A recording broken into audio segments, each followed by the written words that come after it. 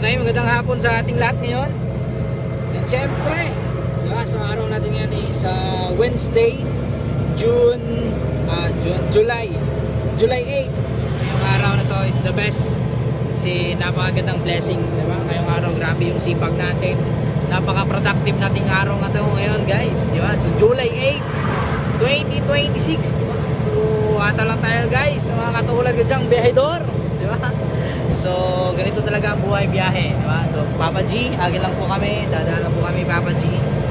And syempre sa lahat po ng mga nandito, sa lahat po na laging nakasubaybay sa atin, diba? So maraming salamat sa inyo, and tulungan niyo po ako na lumaki pa yung mga followers natin na mga kagaya kong biyahedor dyan, diba? So tuloy-tuloy lang natin ito, par, and mga kagaya ko din dyan ng mga small content creator, diba? So ganito talaga pag once na nasa umpisa ka pa lang, di ba? So kakaumpisa mo pa talaga na gagawa ng mga ganitong content, di ba? Nasa biyahe ka, di ba? So wala pa talaga masyadong nanonood, o hindi pa, konti pa talaga yung followers, pero ganito talaga ang simula, guys, di ba? So tuloy-tuloy lang natin itong gagawin, consistent natin itong gagawin, guys, na balang araw din nadadami yung followers natin, at syempre makatulong tayo sa kapwa natin.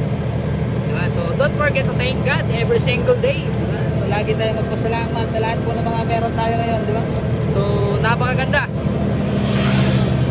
talaga dito pag nasa province ka, guys.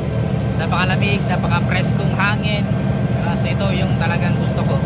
And syempre hindi lahat ng panahon nandito tayo, gusto din natin gumala sa ibang bansa, guys, diba? So sana snow naman tayo, nasa snow naman tayo soon, darating tayo dyan, diba? Sipag lang. Okay, God bless everyone, ingat sa biyahe, and see you soon.